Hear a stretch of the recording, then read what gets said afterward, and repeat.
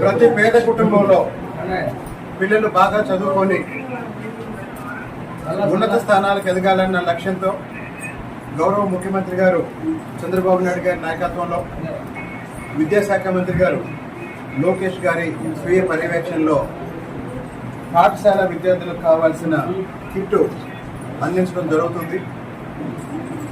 మొన్ననే కొద్ది రోజుల క్రితం రాష్ట్ర వ్యాప్తంగా 67,27,161 మంది పిల్లలకి తల్లికి వందనం ఇవ్వటం ద్వారా ఆంధ్రప్రదేశ్ విద్యారంగం చరిత్రలో ఒక సామాజిక విప్లవానికి నాంది పలికారు గౌరవ విద్యాశాఖ మంత్రి గారు నారా లోకేష్ గారు.